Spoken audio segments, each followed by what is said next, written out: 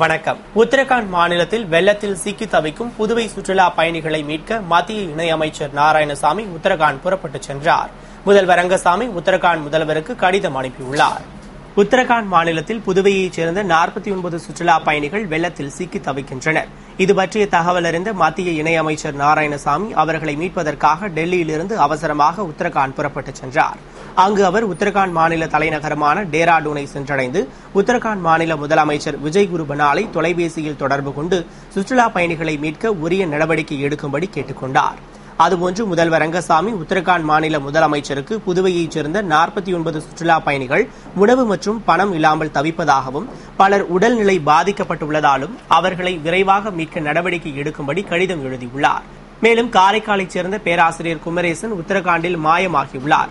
அவரை பற்றி எந்த தகவலும் இல்லாததால் அவரை மீட்கவும் நடவடிக்கை எடுக்கும்படி கேட்டுக் கொண்டுள்ளார். புதுவை அரசு மருத்துவமனையில் குடல் நோயால் பாதிக்கப்பட்ட நோயாளி இறந்ததால் ஆத்திரமடைந்த உறவினர் செவிலியரை தாக்கியதால் பெரும் பரபரப்பு ஏற்பட்டது.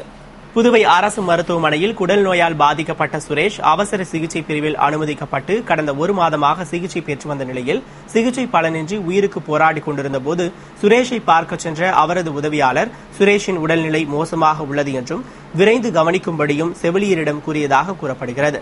ஆனால் சிறிது நேரத்தில் முதுநிலை செவிலியர் முத்துலட்சுமி அங்கு வந்து பார்த்தபோது சுரேஷ் உயிரிழந்துவிட்டார்.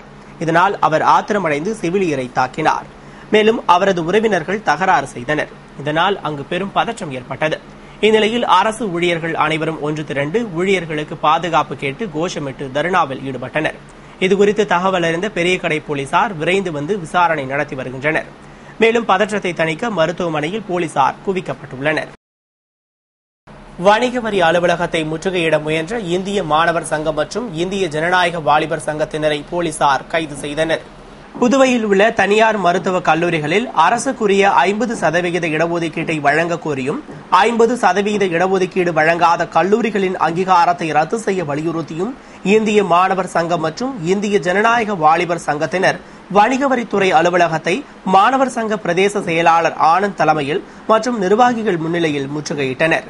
முன்னதாக இந்திரா காந்தி சிலை அருகே ஊர்வலமாக புறப்பட்டு கோஷமிட்டு வந்த அவர்களை ரெட்டியார்பாளையம் ஆய்வாளர் பாஸ்கரதாஸ் தலைமையிலான போலீசார் அலுவலகம் அருகே பேரிகார்டுகள் மற்றும் தடுப்புச் சுவர் ஏற்படுத்தி தடுத்து நிறுத்தினர்.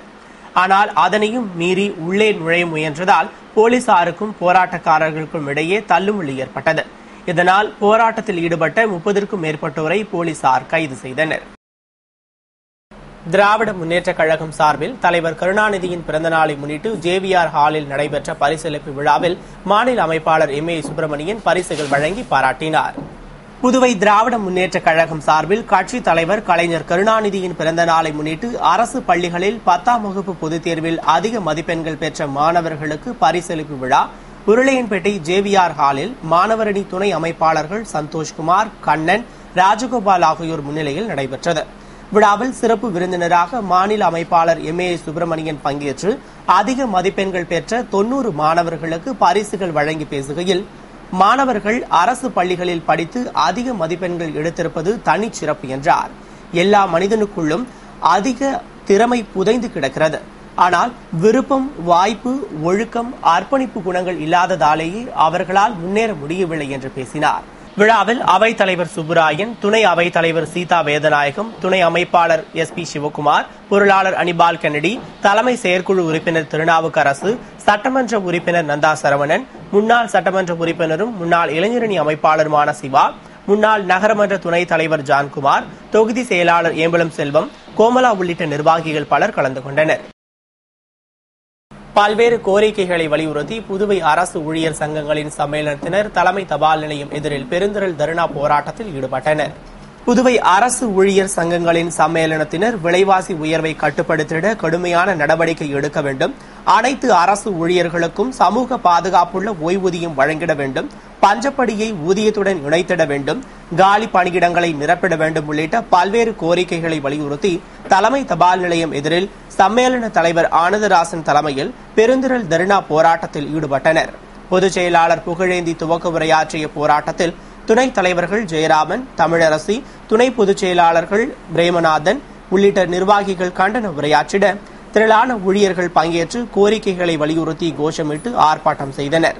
நிறைவில் பொருளாளர் மோகனகிருஷ்ணன் நன்றி கூறினார். புதுவை மாணவர் பேருந்தில் ரவுடிகளால் தாக்கப்பட்டு அரசு மருத்துவமனையில் சிகிச்சை பெற்று வரும் மாணவர்களை திராவிட முன்னேற்றக் கழக மாநில அமைப்பாளர் MA சுப்பிரமணியன் சந்தித்து ஆறுதல் கூறினார். புதுவை தவளக்குப்பத்திலிருந்து முளப்பாக்கம் வழியாக வந்த மாணவர் சிறப்பு பேருந்தில் பாக்கம் கூட்டுப்பாதை அருகே ஒரு மர்ம கும்பல் ஏறியதால் தட்டி கேட்ட மாணவர்களை அந்த கும்பல் கடுமையாக தாக்கியது. இதனால் படுகாயமடைந்த ITI மாணவர்கள் புதுவை அரசு பொது மருத்துவமனையின் தீவிர சிகிச்சை பிரிவில் சிகிச்சை பெற்று வருகின்றனர். சிகிச்சை பெற்று வரும் அந்த மாணவர்களை திராவிட முன்னேற்றக் கழக மாநில அமைப்பாளர் MA சுப்பிரமணியன் மற்றும் தொகுதி செயலாளர் ஏம்பலம் செல்வம் ஆகியோர் நேரில் சந்தித்து ஆறுதல் கூறினர். அப்போது MA சுப்பிரமணியன் கூறுகையில், மாணவர்கள் மீது ரவுடிகள் தாக்குதல் நடத்திய சம்பவத்தை வன்மையாக கண்டிப்பதாகவும் அவர்கள் மீது காவல்துறையினர் கடும் நடவடிக்கை எடுக்க வேண்டும் என்றும் கூறினார். ஆவணங்கள் இன்றி லோடு ஏற்றி வந்த வாகனங்களை போக்குவரத்து துறை அதிகாரிகள் பறிமுதல் செய்து போக்குவரத்து அலுவலகத்தில் ஒப்படைத்தனர். புதுவையில் பள்ளி கல்லூரி வாகனங்களை போக்குவரத்து அதிகாரிகள் அதிரடியாக சோதனை நடத்தி சிறப்பு அனுமதி பெறாத வாகனங்களை பறிமுதல் செய்து வந்த நிலையில் நூறடி சாலை லாஸ்பேட்டையில் துணை ஆணையர் சந்திரசேகர் தலைமையில் வாகன சோதனையில் ஈடுபட்டபோது அனுமதி பெறாமல் மாணவர்களை ஏற்றி வந்த 4 ஆட்டோக்கள் 7 கல்லூரி பேருந்துகளை பறிமுதல் செய்தனர். மேலும் அதிக லோடு ஏற்றி வந்த வாகனம் மற்றும் உரிமம் உள்ளிட்ட முறையான வாகனங்கள் இல்லாமல் ஓடிய 11 லாரிகள் 3 டிராக்டர்கள் உட்பட 25 வாகனங்களை கைப்பற்றினர். மேலும் அனைத்து வாகனங்களுக்கும் 1 லட்சம் ரூபாய் வரை அபராதம் விதித்து எச்சரிக்கை விடுத்து அனுப்பினர். பின்னர் வாகனங்களை போக்குவரத்து அலுவலகத்தில் ஒப்படைத்துவிட்டு ஆணையர் சுந்தரேசனிடம் ஆலோசனை நடத்தினர்.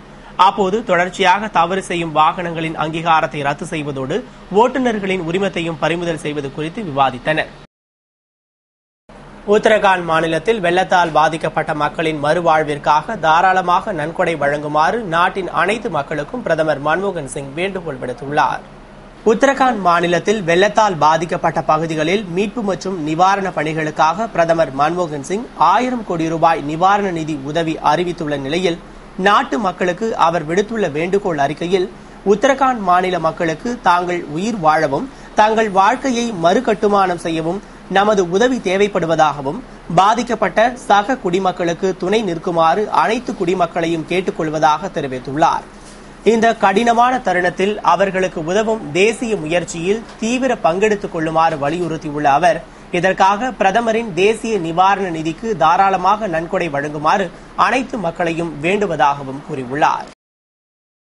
புதுவை வில்லியனூர் அருகே உள்ள அருள்மிகு ஸ்ரீ அகோர மாரியம்மன் ஆலய மகா கும்பாபிஷேக விழாவில் சட்டமன்ற உறுப்பினர்கள் நமச்சிவாயம் மற்றும் தேனி ஜெயக்குமார் ஆகியோர் கலந்து கொண்டு சுவாமி தரிசனம் செய்தனர். புதுவை வில்லியனூர் கொம்யூன் கோட்டைமேடு கிராமத்தில் எழுந்தருளி இருக்கும் அருள்மிகு ஸ்ரீ அகோர மாரியம்மன் ஆலய ஜீர்ணோத்தாரண நூதன ராஜகோபுர ராஜதபந்தன மகா கும்பாபிஷேகம் கடந்த 16ஆம் தேதி மகா கணபதி ஹோமத்துடன் துவங்கியது. தொடர்ந்து விக்னேஸ்வர பூஜை, யாகசாலை பூஜைகள் நடத்தப்பட்டு வந்த நிலையில் விழா நாளன்று காலை மகா பூர்ணாகுதி, யாத்ராதானம், கிரக பிரீதி, கடம் புறப்பாடு நடைபெற்றது. தொடர்ந்து விமான ராஜகோபுர மகா கும்பாபிஷேகமும், அதனைத் தொடர்ந்து மூலஸ்தான ஸ்ரீ அகோர மாரியம்மன் மற்றும் பரிவார மகா கும்பாபிஷேகமும், தீபாராதனை மற்றும் அருட்பிரசாதமும் வழங்கப்பட்டது. விழாவில் சட்டமன்ற உறுப்பினர்கள் நமச்சிவாயம், தேனி ஜெயக்குமார் ஆகியோர் சிறப்பு அழைப்பாளர்களாக கலந்து கொண்டு சுவாமி தரிசனம் செய்தனர். மேலும் திரளான பக்தர்கள் கலந்து கொண்ட விழாவிற்கான ஏற்பாடுகளை ஆலய நிர்வாகிகள் மற்றும் கிராமவாசிகள் சிறப்பாக செய்திருந்தனர். புதுவை பாகூர் வேதாம்பிகை உடனுரை மூலநாதர் கோவிலின் தேர் திருவிழாவில் முதல்வர் ரங்கசாமி பங்கேற்று வடம் பிடித்து தேரோட்டத்தை துவக்கி வைத்தார். புதுவை பாகூரில் எழுந்தருளியுள்ள அருள்மிகு வேதாம்பிகை உடனுரை மூலநாதர் சுவாமி திருக்கோவிலின் பிரம்மோற்சவம் கடந்த 12ஆம் தேதி துவங்கி தினமும் சிறப்பு வழிபாடுகள் நடைபெற்று வந்த நிலையில் முக்கிய விழாவான தேர் திருவிழா நடைபெற்றது. விழாவினை முன்னிட்டு நடைபெற்ற சிறப்பு அபிஷேகம் ஆராதனையில் முதல்வர் ரங்கசாமி கலந்து கொண்டு சிறப்பு அலங்காரத்தில் அலங்கரிக்கப்பட்ட தேரில் புறப்பட்ட அம்மன் தேர் வீதி விழாவை வடம் பிடித்து இழுத்து துவக்கி வைத்தார். விழாவில் அமைச்சர்கள் தியாகராஜன், ராஜவேலு, தனி அதிகாரி மற்றும் கலால் தாசில்தார் பிரபாகரன், நிர்வாக அதிகாரி பாலமுருகன் உள்ளிட்ட பிரமுகர்கள் மற்றும் ஏராளமான ஆன்மீக அன்பர்கள் பங்கேற்று வழிபட்டு அம்மனின் அருட்கடாட்சத்தை பெற்றுய்தனர். விழாவிற்கான ஏற்பாடுகளை அறங்காவலர் குழுவினர் மற்றும் பாகூர் நகர பொதுமக்கள் செய்திருந்தனர். இத்துடன் செய்திகள் நிறைவடைந்தன. வணக்கம்.